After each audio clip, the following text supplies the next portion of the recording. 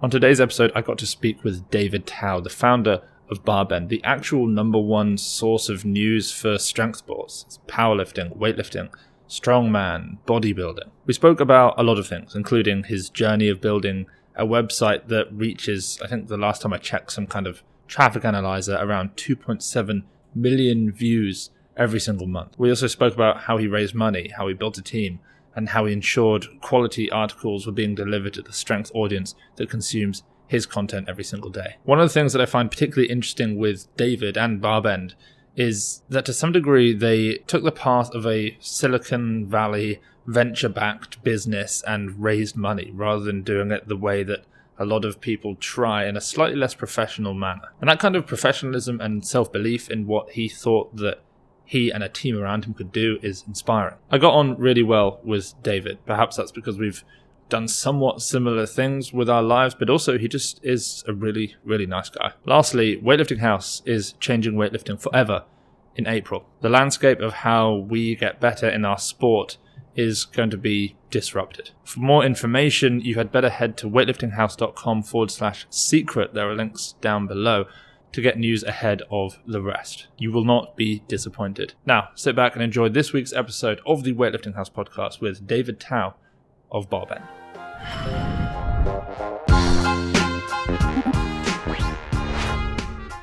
David, I've got a question about BarBend.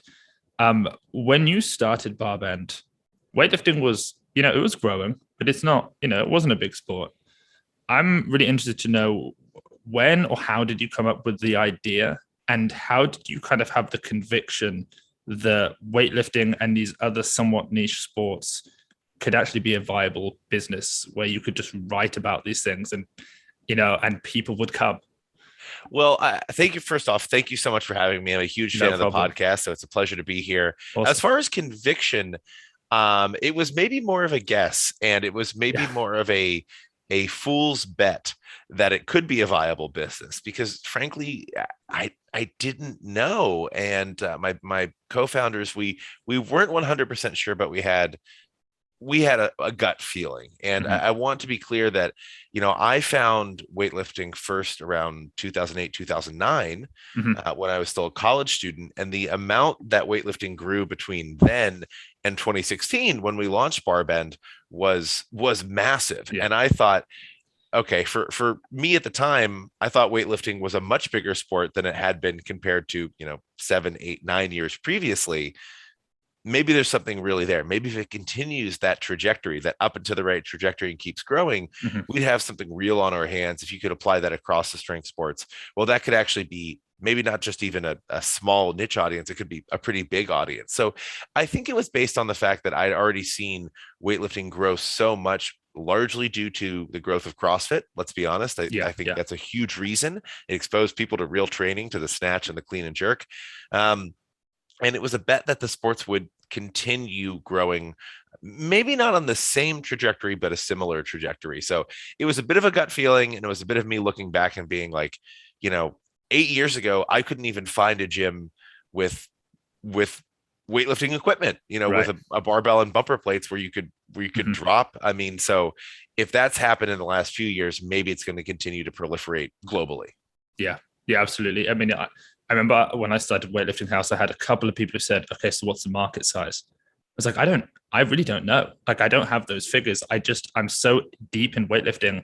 I know that it's growing. I have a feel for it. I spoke to Nat recently from Hook Grip, and he said that for him, it was, he saw what ESPN did to poker, and he saw that ESPN was picking up CrossFit, and he was like, well, therefore weightlifting is going to grow. So he was almost using, CrossFit's growth as a proxy for weightlifting is going to follow in that direction. Well, Nat's a really smart guy, and he has a lot of exposure to the poker community and the weightlifting community. So I had never thought of it quite like that, poker as the analogy. I had obviously thought of CrossFit as and we cover CrossFit at BarBend, right? So we had our eyes on that. That's a pretty darn good analogy. I will say we were asked the market size question because we did raise investment early on in BarBend's days. We only raised one round of investment. We were fortunate enough to be able to build the company to where we didn't need to take on additional capital after that. And that was a big question, market size. And we were very honest with folks that we didn't exactly know. We had some ideas, and we did have some stats on the growth of CrossFit. We had some stats on the growth of weightlifting, at least domestically in the Mhm. United States. And a lot of that was extrapolated from USA weightlifting membership being Right. involved. Yeah, absolutely. So, well, that's actually something I wanted to get onto because I can't imagine what it would have been like. I mean, if you're starting an equipment company, if you're Rogue, I can certainly see you going out there and raising capital and approaching VCs and everything. But convincing people to invest in the written word on strength sports seems like quite the ordeal. And I imagine it wasn't the most easy, funnest time of your career. Maybe looking back on it, it's quite fun. But how did you go about? Were there any sort of narratives you would tell, or stories, or stats in particular that you would use to convince people to part with their hard-earned cash for, for BarBend? Well, it's interesting. I'm talking to the person who maybe most understands the difficulty of raising Right. Yeah. capital for strength sports content. I mean, there are a Yeah. handful of people in the world, and I'm talking to one. Um, it's been a bit. I mean, it's been, geez, I'm not going to say my memory is the best in the world. Um, I mean, the key for us was that we we made it clear we wanted to diversify and be the go-to in the space.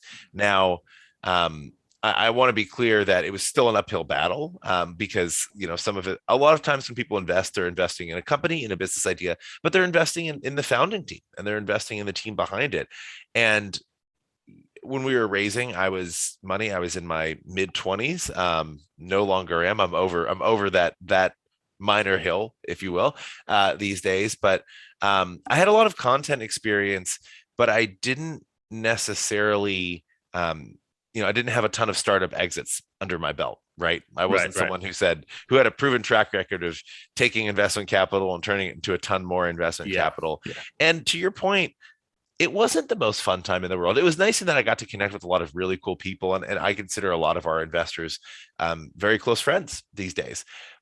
At the same time, it wasn't the most fun thing in the world, because every minute you're spending raising money is a minute you can't work on building your company, right? And that's the catch 22 of raising capital for any business. So there were times when I felt like I was a full-time fundraiser and BarBend was stagnating, because it was time that I wasn't able to grow the team, recruit new contributors, edit articles, tweak the site. Same with my business partners. So I have two co-founders in BarBend as well, and getting over that hump of actually finalizing the fundraising was a really, really big milestone, because we felt like we could finally actually do the work that we said we were going to do.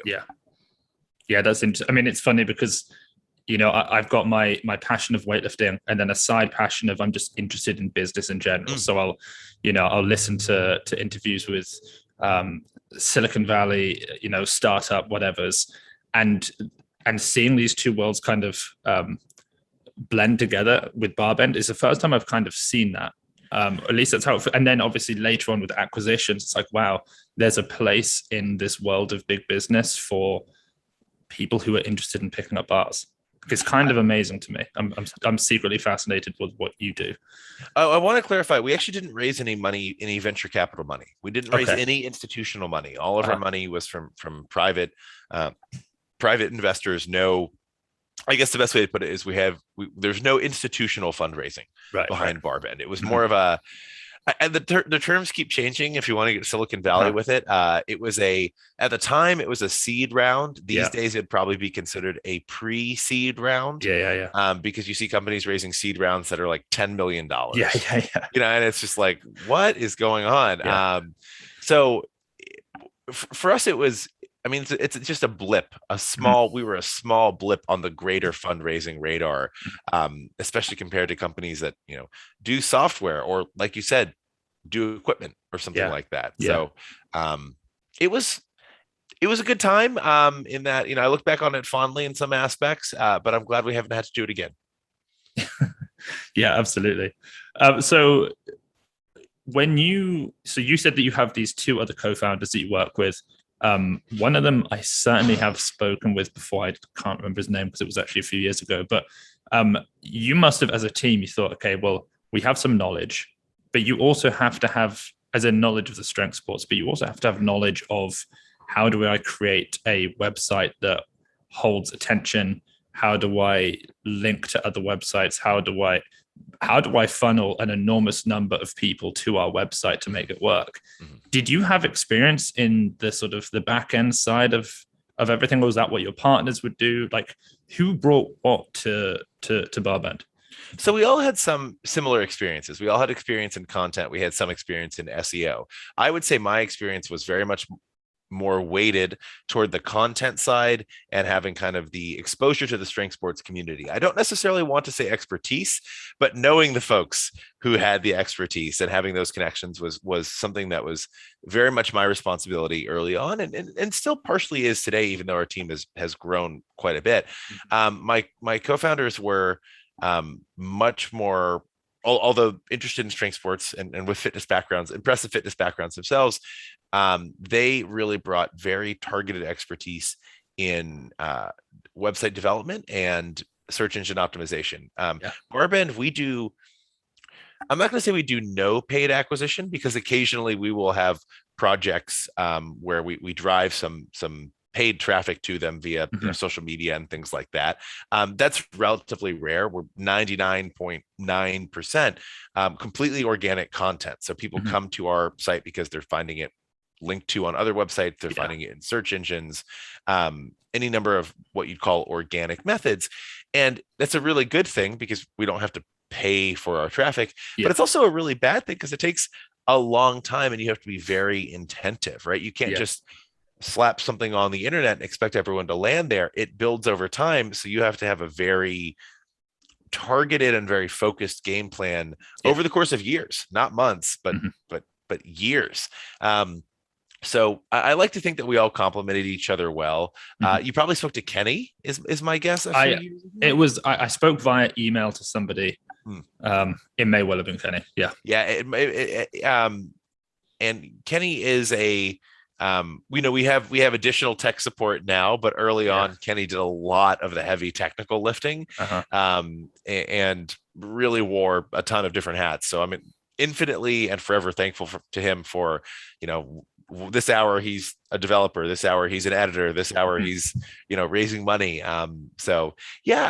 You are a consummate entrepreneur as well. You use whatever skills you have, leverage whatever skills you have, and if you don't have them, you try your best to learn them or find someone who can kind of fill in the gaps. Yeah, absolutely. Yeah, I mean, I started off doing a lot of written content, and like you said, you can't just write something and put it on the internet and hope that people come. And I would write stuff and it would get like, maybe a few hundred reads. And I think eventually, you hit on a good keyword and you might get a few thousand reads or something. But I found, doing YouTube, it's almost as though, obviously YouTube is owned by Google anyway, but they do a lot of the work for you in making sure that people find your content.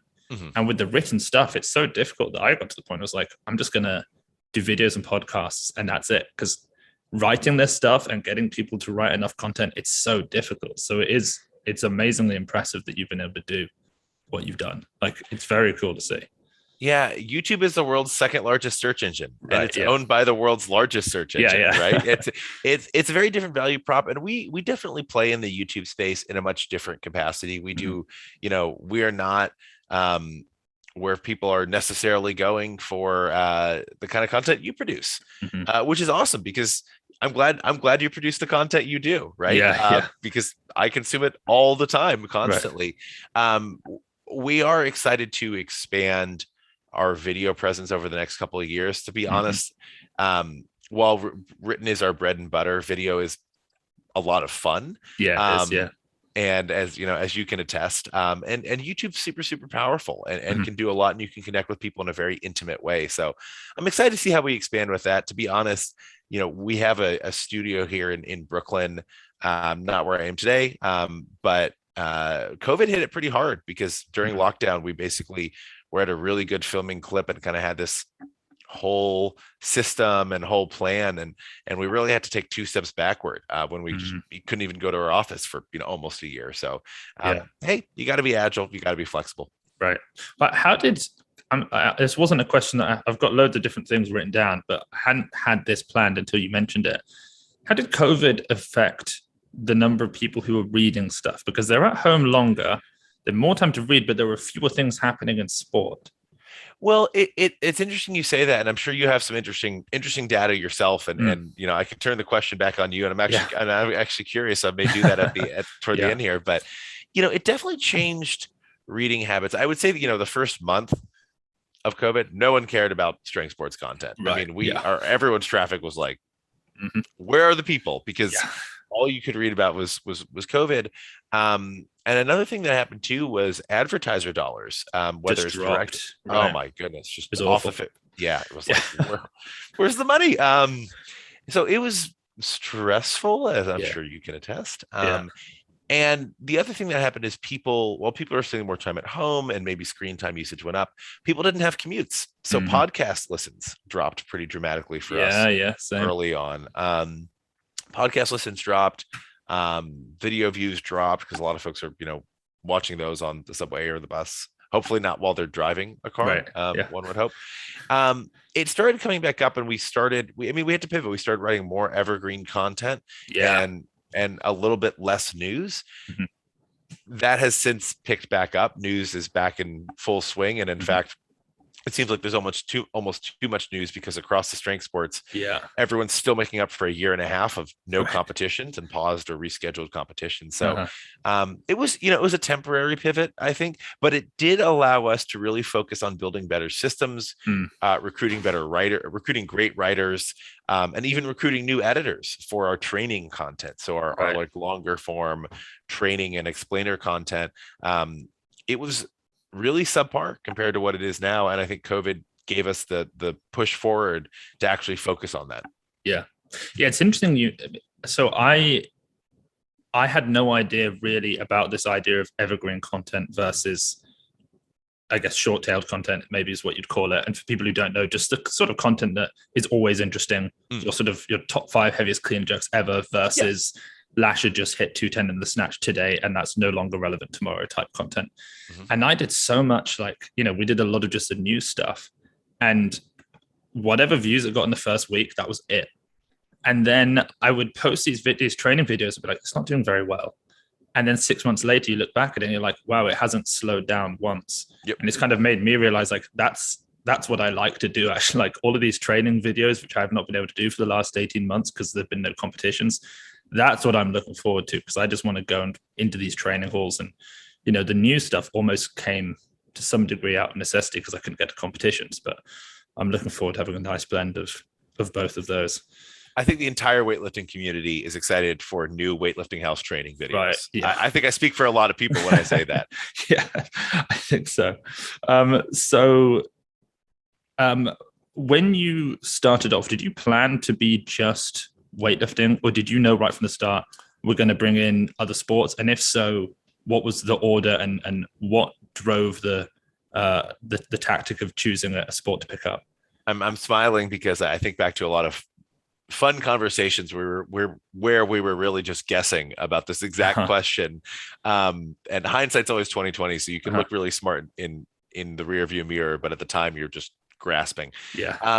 Weightlifting was obviously it was a passion of mine. It was a community where I had a lot of connections and knew a lot of people. Still is. It's still, I'm biased. Maybe my favorite strength community, just because I show up to competitions and I know people, and it's, here's my old coach, here's my old teammate. Right.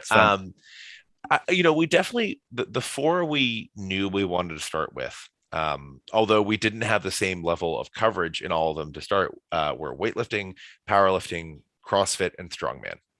And I had actually done some work in the CrossFit content space. I did some writing for CrossFit HQ. So I had some exposure to that. When was that? Because am I right in saying you'd been a journalist for like quite a while before? Yeah. I was a in-house at a couple of places, and then I lived the freelancer life for a number of years. Yeah, you did Rolling Stone for a year. Is that right? I interned for Rolling Stone when I was actually in college. Cool. Yeah. Wow. So I was never paid by Rolling Stone. Okay. Now these days I believe they legally have to pay interns. But I wasn't fortunate enough to be in that timeline. But now your sort of relationship with them is probably even cooler. So yeah, I act as more of like an advisor. I'm on their culture council, so it is kind of cool that it's come full circle. But yeah, we knew we wanted to cover those 4 early on. We had a lot of difficulty sourcing early on, like folks to cover, for example, powerlifting, just because I didn't know that community that well. So I Yeah, didn't yeah, have a list of folks I could reach out to and say, hey, can I pay you for some articles? yeah, Um, so that took time, although I'd say now we write more powerlifting content than just about anyone out there. yeah. And more recently, I mean, we didn't start covering bodybuilding until really 2020. Hmm. Bodybuilding, I got to be honest, it's not my area of Hmm. expertise. It's not But it's necessarily, huge. it's huge. It's not where Yeah, my you got to interest do it. Hmm. necessarily naturally lies. And I will say a big factor in us starting to cover bodybuilding was the fact that bodybuilding was growing beyond just the men's open division. Right. With the Which look, classic physique look and everything, and yeah. classic physique, figure, Hmm. bikini wellness is a new women's category. Hmm. And actually, you've seen a number of competitive strength athletes from other sports get into bodybuilding and do it through the wellness division, which is really Hmm. cool. It was almost like a division designed to get power lifters to Yeah. compete in bodybuilding. Um, so yeah, I think the fact that bodybuilding was getting broader and was very much making an effort, and the federations were making an effort to say, hey, it's not just these 300 Massive guys. pound Yeah. Ronnie Coleman types. Yeah. And there's interest in that, don't get me wrong, but that's super, super intimidating. And Hmm. that's just not personally not something that's like not my favorite part of bodybuilding. As I No. had to learn more about the sport, like uh, that's not really what I personally enjoy watching. Uh-huh. So it took a while, and I think it took some very smart moves from the bodybuilding community to say, let's open it up. Let's make it a bit more accessible. Let's broaden our competitor pool, because if you do that, you're going to broaden the interest base and the fan base. Hmm. Okay, interesting. So that actually surprises me that you said that bodybuilding was growing, because my feeling is, when I was younger, when I was 13, 14, 15, I was watching bodybuilding nonstop on YouTube. That's what I wanted. Well, it's not necessarily what I wanted to do, but I like going to the gym, curling, doing all of the bodybuilding stuff, simple exercises, and then got into CrossFit in 2012 and then weightlifting Mhm. 2013 and stuck with that. And so my view of what's going on in the gym world is that strength sports are growing and bodybuilding's getting smaller. But maybe that's not the case. And maybe there are just way more people getting involved in the gym. So the market share has dropped, but the volume is greater, or like how's that working? I don't have specific. We have some internal data that Yeah. suggests things that I some of it I can't share right now. But what Yeah, I fair will say enough. is, it's not necessarily, when I say bodybuilding's growing, I actually don't necessarily mean the number of active participants in bodybuilding style training. What I Mhm. mean is that there are more divisions. Right. The Okay. appeal is potentially broader. For example, the Yeah. wellness division, which is a division I think was just launched in the past, definitely the past 2 years. It might have even been the past, What is that? Like 18 how months. healthy you look? No, it's a bit of a misnomer. And let's be Right. honest, anyone who's on stage at a bodybuilding competition is not at their peak, is not Yeah, at their peak health. health. Right. You know what I mean? There are a few body fat percentages below what they should Yeah, under yeah, what they yeah. should be. Uh-huh. Um, so, but what I will say is, it's wellness is and I don't want to, please don't quote me on this. Bodybuilding federations have actual definitions of this. Um, it is a new division that was added on the women's side because you have, and I've learned this relatively recently in my Mhm. strength sports history. You have bikini, then you have figure, which is slightly larger, Mhm. more muscularity, and then wellness is a little bit beyond that. It's not open Oh, right. bodybuilding, Okay. but it's like a little bit more musculature, Mhm. especially in the lower body. Yeah. And so wellness competitors are a bit larger and a bit more muscled than Mhm. even figure competitors, who are a bit larger and a bit more muscled than bikini competitors. So it's not Interesting. open bodybuilding. It's not like Mhm. women's open bodybuilding, but it is something that, frankly, and a lot of folks have speculated on this, and I don't know the real reason. I mean, it is kind of I think appealing to a lot of folks who might have competed in other forms of strength athletics, weightlifters, Mhm. powerlifters, and you're seeing that. You're Yeah. seeing a lot of powerlifters, especially, who, hey, I want to take a crack at bodybuilding, but I Oh, don't want to really? lose all of my muscle, Yeah, yeah. right? I don't want to like drop all, Mhm. I don't want to have to shrink my legs, because Yeah. which who wants to do that, right? Right. Yeah. And so we're seeing some powerlifters switch over to and try their hand in that division. And even on the CrossFit side, Camille LeBlanc-Bazinet, who was the Yeah. world's fittest woman in 2014, Mhm. recently competed in her first bodybuilding competition, Mhm. and she did pretty well. Yeah. So I think that when I say it's growing, it's the interest base and potential competitor base is getting broader. More divisions means more different types of bodies, Mhm. means potentially different entry points for people. I see. That's interesting.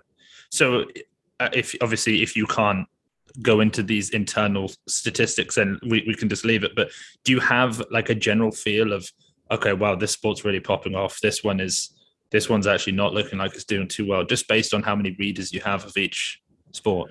We can generally do that. I will say the divisions in bodybuilding that I actually think that like, for example, men's open bodybuilding, right? Mhm. The true quote unquote mass Yeah. monsters, right?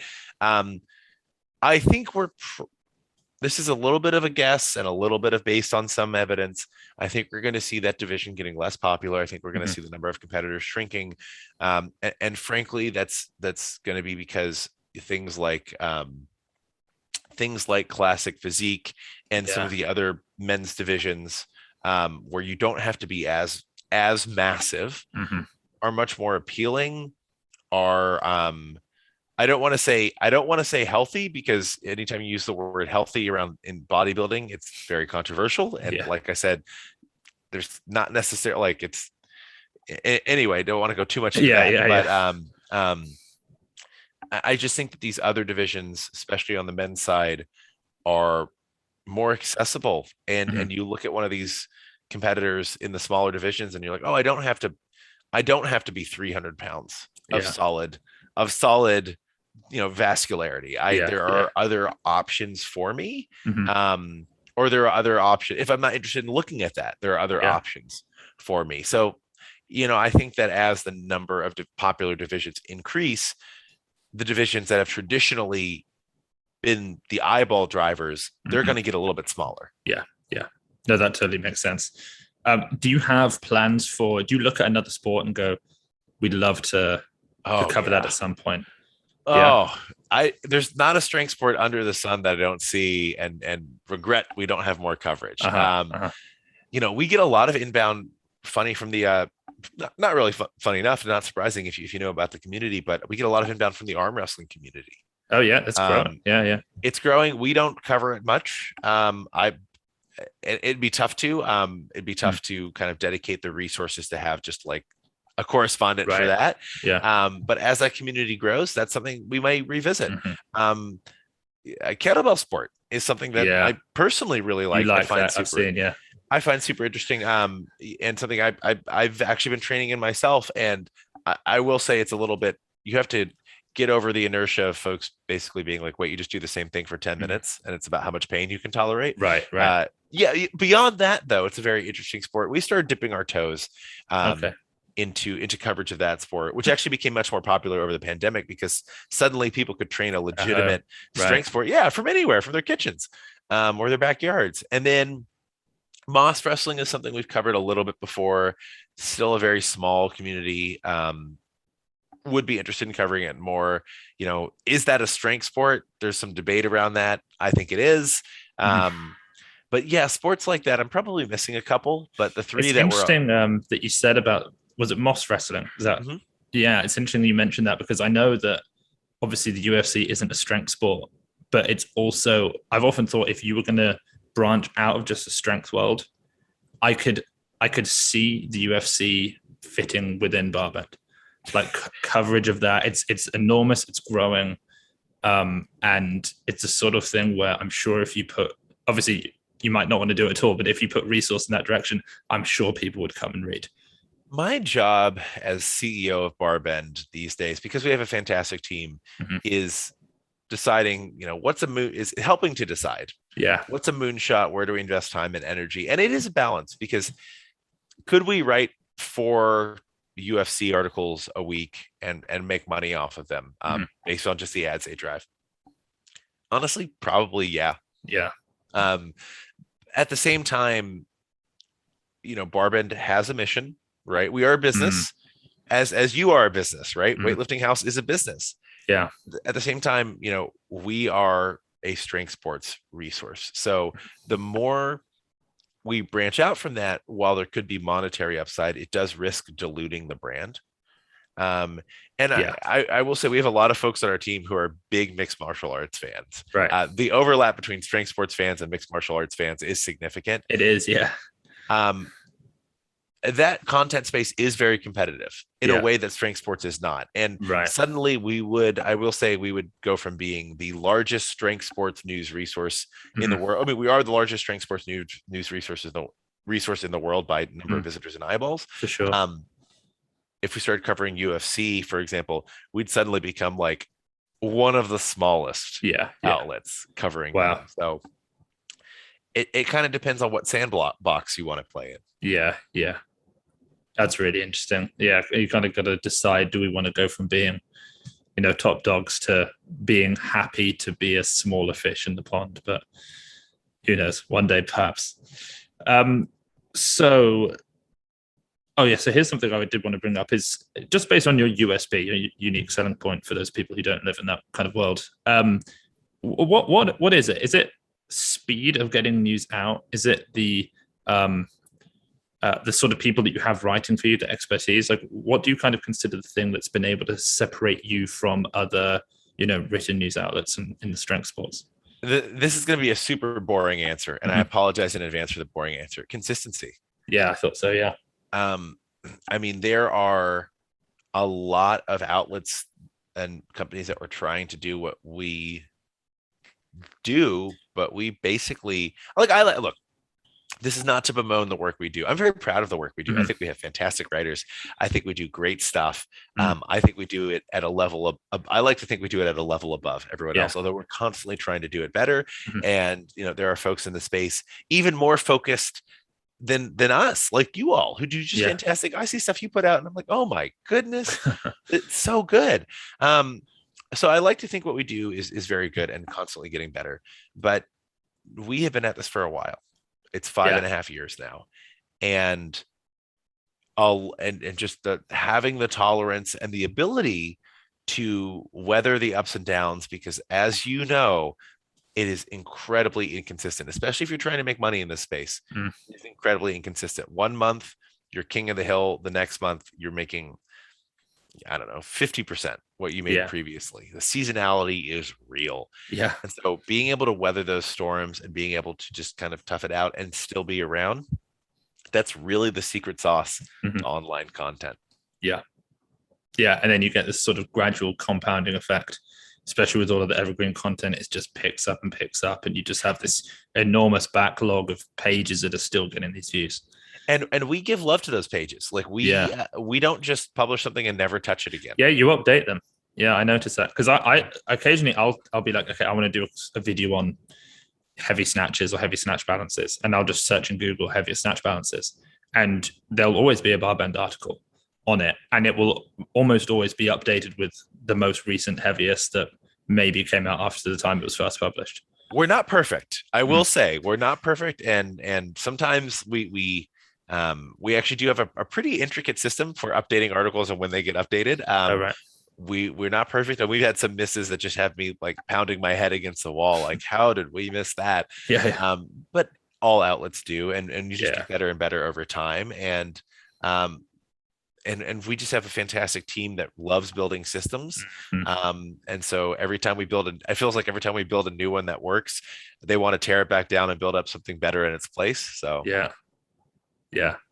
So speaking of these other websites who, you're talking about consistency being a main thing, can you talk a little bit about acquiring Breaking Muscle? Sure. Not just, specifically, maybe just start off with what was a consideration for acquiring them? Like, why them? So Breaking Muscle is a site that I had been on my radar for a long time, because it was the site when I was getting into strength athletics that really had info. And there wasn't a ton of info at the time, and Breaking Muscle didn't have everything, but they were publishing content. I'm old enough to remember how if you wanted content, you had to go to the old Go Heavy forums, and people would maybe upload a scanned copy of Dennis Reno's weightlifting newsletter. right. Like I remember that. So Breaking Muscle was really revolutionary for me when it came Uh-huh. onto the scene, because it was writing about the types of training I was interested in. Mhm. When we started BarBend, fairly early on, we actually developed a relationship with the owners of that site, Mhm. and we had been in communication for a number of years. Kind of it's a smaller community. There aren't a ton of publishers still, so we just would rather be friendly and communicative. Yeah, yeah. And sometimes that is even really relevant. I'm not going to say with Breaking Muscle specifically. We didn't have this problem with them. I want to clarify, but there are issues in the space of plagiarism, and Right, yeah. so sometimes it's nice to know the other quality Yeah. outlets in the space, so that like you can give them a heads up if their content's being plagiarized, Yeah, yeah. right? And honestly, that's how we made a lot of connections in the space earlier on. Is like, hey, we noticed our content was being plagiarized, and I think this other outlet is also lifting your content. Just Mhm. wanted to put it on your radar, Yeah. because there's only so much you can do about that, but like there are things you can do about that. Right. So we'd had a relationship with them for a while, and it's a site we really respected.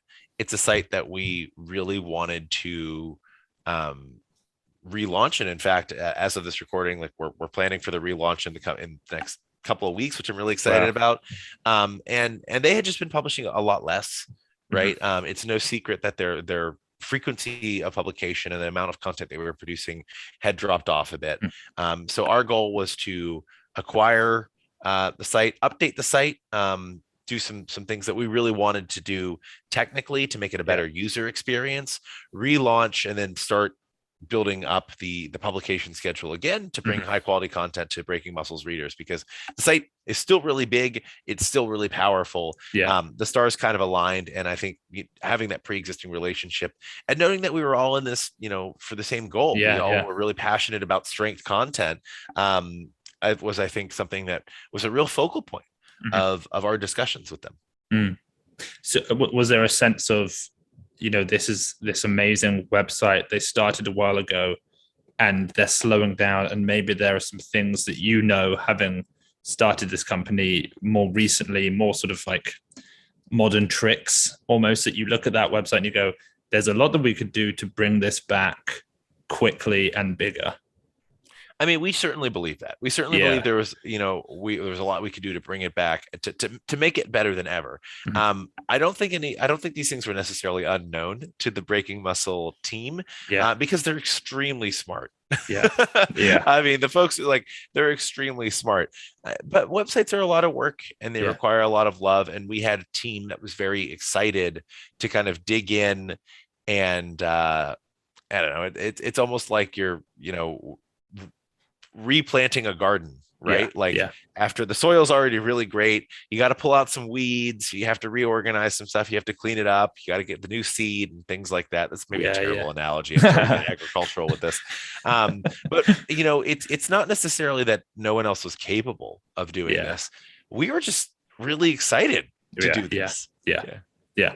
And so you're not gonna change the domain name to BarBend 2. You're gonna keep it as Breaking Muscle, or BarBend the sequel. No, it's gonna yeah. be, it's still breakingmuscle.com.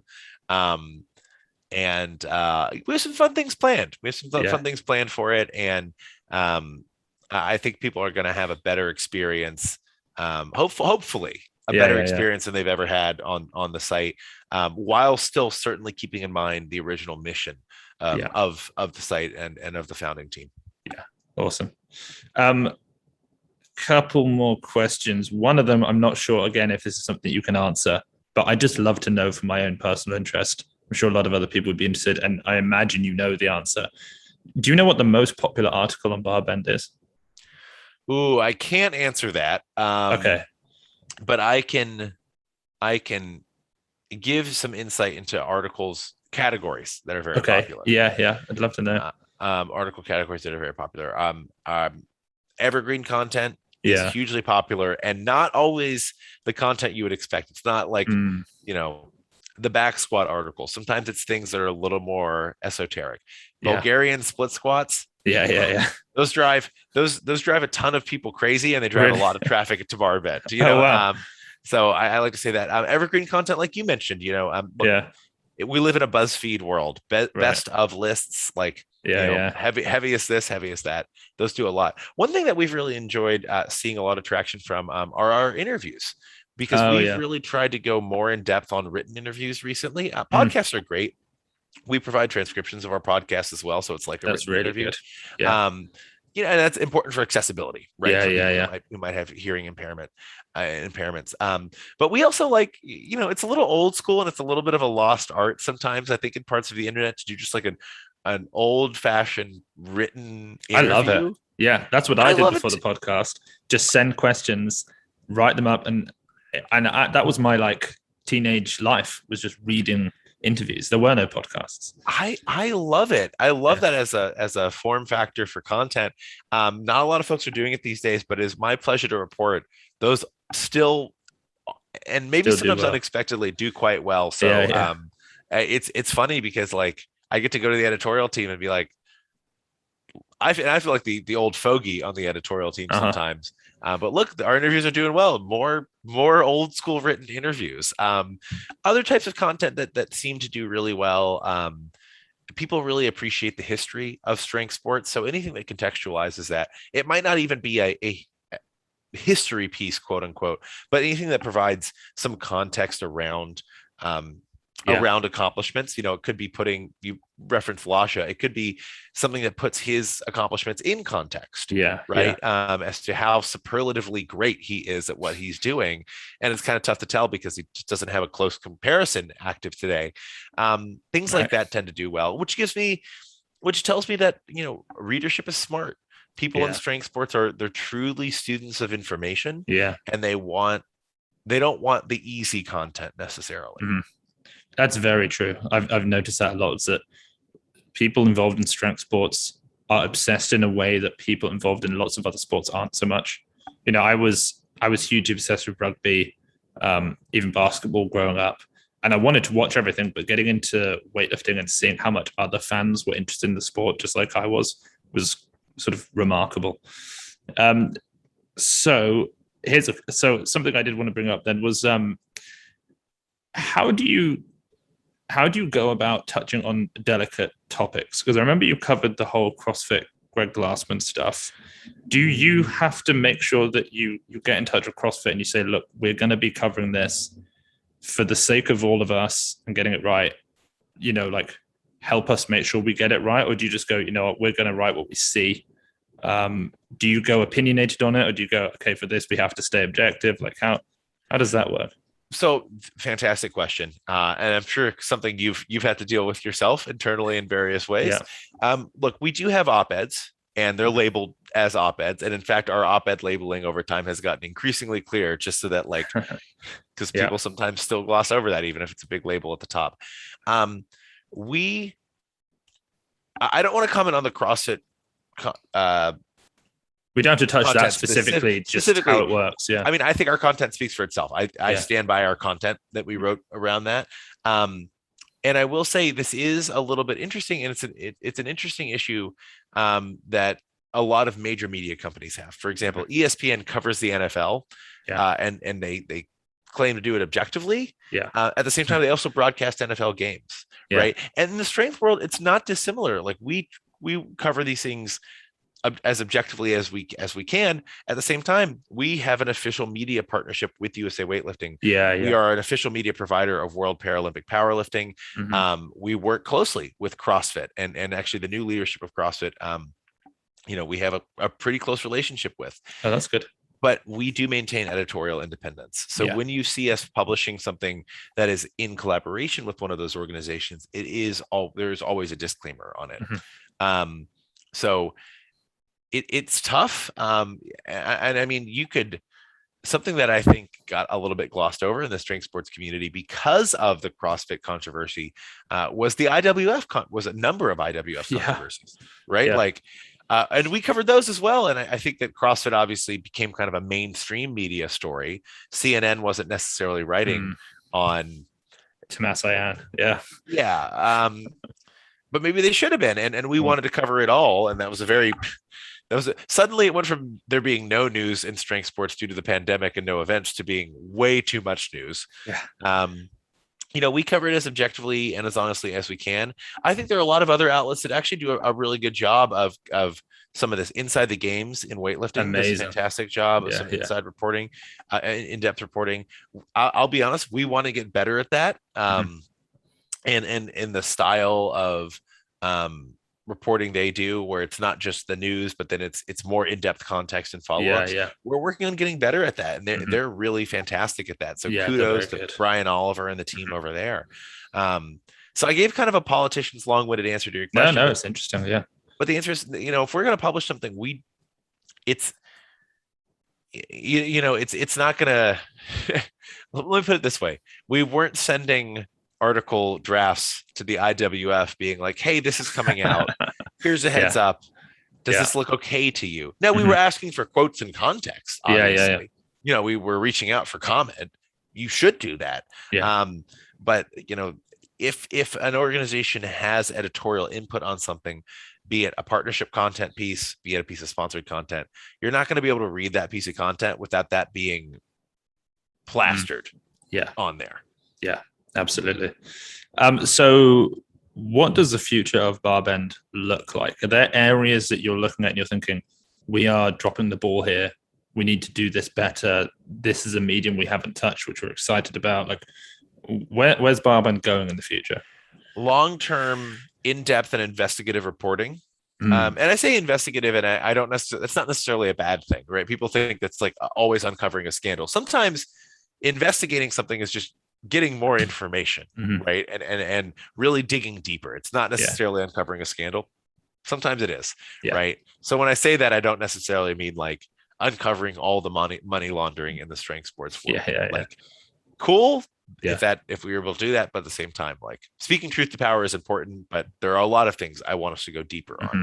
Investigating history, provide Mm. like things like that. So for us, more features, more long form content, the type of pieces that you assign to a writer and they spend just weeks Yeah, yeah, yeah, on just them. on it. Yeah. We've done that in the past, and we've been very proud of a lot of that content. I would like much more of that, Yeah, to yeah. be honest. And it's Hmm. tough content because that's content where you invest a ton of time and a Yeah. ton of resources, and sometimes it doesn't really Right. get you a business return. Hmm. I do think that we're at the size to where we can do that. I think it's Hmm. important for us to do that. Yeah, yeah, yeah. Almost investing to some. I mean, we think about this sometimes about investing in just preserving the history of the sport, even if it's not going to make some sort of positive financial gain. Just the fact that if Bruce Clemens and Arthur Chidlovsky did a great job photographing and keeping results, but that stuff is gonna eventually disappear unless someone grabs it, reformats it, and says like, here it is again. Take a look at it. Let's make sure we don't forget about these athletes that ultimately we're building upon. And there are fantastic resources. I mean, Professor Dr. Connor Heffernan is a contributing writer for at BarBend, writes amazing history pieces. He actually used to work at the Stark Center at the Mm. University of Texas at Austin, which has amazing resources on the history of strength sports. Mm. Rogue has been a Yeah. fantastic supporter of that. I mean, this is not me saying, go buy Rogue, products. You got to buy Mm. Rogue products, but like, look, they put their money where their mouth is, and they've Yeah. invested in the preservation of that history. And Yeah. credit where credit is due. Hmm. Yeah, for sure. So you have done the sort of traditional Silicon Valley-esque, raise some money, acquire a business. Is there an exit in the future that you're looking for, or do you not really think about that? That's a really good question, and I'm going to be honest. Probably as much as I do about that. Okay, About right. that. Sometimes I'm trying to figure out what, like, I don't know what's going on next month. No, I mean, Yeah, yeah. look, we have we plan out content months ahead at BarBend these days, and Wow, that's we really good. have I wish I areas. could say the same for us. We always talk about how great it would be if by the time we're uploading a video, we already have the next 3 weeks made. But honestly, sometimes it's like on the day. Let's It's make something get up quick. Well, that's the thing. You also have to be, I mean, we're also writing news. We also have to be Yeah, agile, true. right? Yeah, As yeah. we grow, like, the answer is you want to be both, but you can't always be both in equal Hmm. proportion. For us, I think that we have so much room to expand, to get broader and deeper in the Mm. content offerings we have. Um, we've done we kind of finished up our 2022 planning as far as like what are our goals, what are our metrics, and really I got to say a highlight of 2022. I don't know if I can speak 5 years into the future, but I can speak toward next year. It's to get broader in the content offerings that we have, but also deeper in how we're providing expertise and context. So expect more long form pieces, expect more on the video side. Hopefully covering new types of things and new categories of things, but without losing that BarBend strength sports focus and strength training focus, but at the same time really leveraging more bodies of expertise and more really smart people and new contributors. So it's going to be a time of really growing our contributor base and recruiting a lot of new writers, some full-time editorial team members, some folks who are just contributing as freelancers or part-timers. That's really our focus for the coming year. Amazing. Well, I can't wait to see it all and read and learn and watch and listen. It'll be awesome. So one final question then. I hear you love whiskey. So if you could have a drink with 3 strength athletes, who would they be and what would you be drinking? And maybe let's lean it towards the weightlifters, maybe chucking some strongmen or powerlifters, but away from the bodybuilders because my audience doesn't know anyone outside of Ronnie Coleman and Jay Cutler. Well, the good news is I've been fortunate enough to get whiskey with a number of strength athletes. So, awesome. but let me see. Let me think. Oh, that's a fan. Wow, that's a good question. And I'm saying that when people say that's a good question, it's just to buy time as they think, which is exactly what I'm doing. Just to clarify, I want to be very clear here. I haven't gotten a whiskey with Pyros. That would be cool. I feel like everyone in the USA weightlifting family eventually gets coffee with Pyros because he drinks about 17 cups a day, it seems. Yeah. I think for this question, we can safely assume that anybody can speak English. So if we want to go down the Lash or Lou, area, we can. I'm gonna put Pyros on that list. As someone who I know to be very interesting and who I get along with, but I've never had a harder drink with him. Dr. Karen Marshall, I'm gonna put on that list. Oh yeah. She's someone who we've been fortunate enough to have on the BarBend podcast. But like every time I've chatted with her, I'm like, you are just very you are just an interesting person, and every time I talk to you I learn something new. We have her in our somewhere in our 2022 calendar. There we are. And I didn't know a huge amount about her, and then I started doing a bit of research, and we're doing some stuff on women's weightlifting at the moment and the history of it. I had no idea just how unbelievable she was as a figure. And she was a multi-sport strength athlete because she competed in the CrossFit Games as a master. I didn't know that. So, which is kind of which is pretty awesome. So she's great at everything she does. And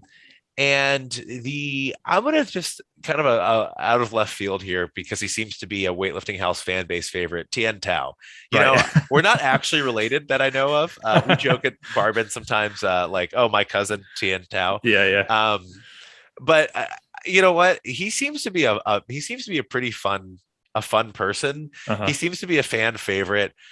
He seems to be a little goofy. So I'm just gonna put him in there. I'm gonna just say that. That's awesome. Awesome. Well, thank you so much for giving those answers. This podcast is probably going to come out after Worlds, but are you going to have any representation at Worlds, or do you plan on covering it in any way? Or we will definitely be covering it. We probably won't be there. We probably won't be there in person. I expect that we will likely be at a lot of the big international events next year. Awesome. It's been tough with international travel, especially in COVID. We did send people to the CrossFit Games this year. We did send people to World's Strongest Man. Those were both domestic. I was at USA Weightlifting Nationals. International, it's still a little bit tough. We actually had the opportunity to go to kind of pursue the Tokyo credentialing and chose not to. Oh wow! Due to COVID. International's tough, so we are going to be covering it, but frankly we're just not going to have anyone at any international events until 2022. And it's a bummer. That's a bummer. It is what it is. I'll pass over as much information as I can get to you guys if need me, but you are a total mensch. Oh my goodness. And also you're big when you're in communications with covering the Olympics. That's amazing. That's really cool.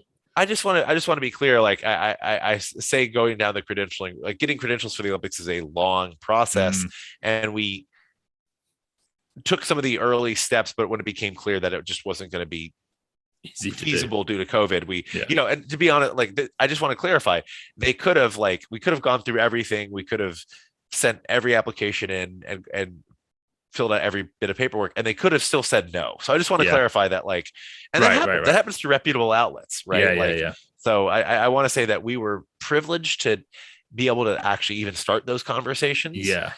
We didn't continue the conversations. At the same time, we could have gotten a no along the way. Yeah. Just like you can for the CrossFit Games or World's Strongest Man. Like, you can always get a no. So, or you know what, you can get a yes, and then the day before you can get something rescinded, which unfortunately happens to people in this space. Yeah. I sent the least professional email just saying, "Hey guys, any chance I could just come in the training hall? No one's going to use that footage. I'll just film it. I won't post until after the Olympics. Like, please let me get this footage because it's going to get lost." And I was actually blown away to even get a reply. I mean, it was obviously a no, but just the fact that they actually took the time to reply and say, "We appreciate that, but not this time," I thought was kind of cool. You're a known entity in this space. I mean, look,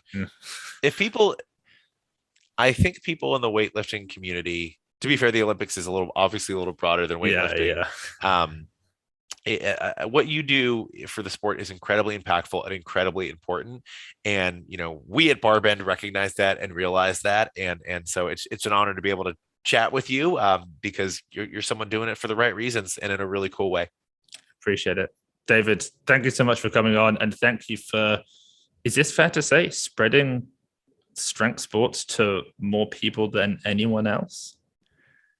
Oh, yeah. I'm saying know. It. You don't have to say know. It. I can say it.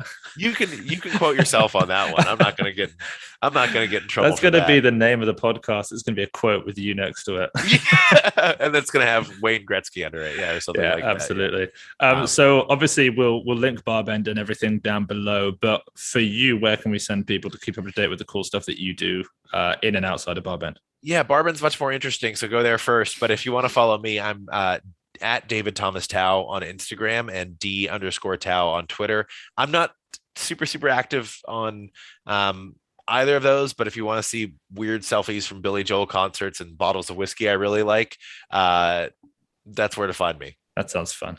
Awesome. Well, guys, thanks so much for tuning in, and we'll catch you all on another episode of the Weightlifting House podcast.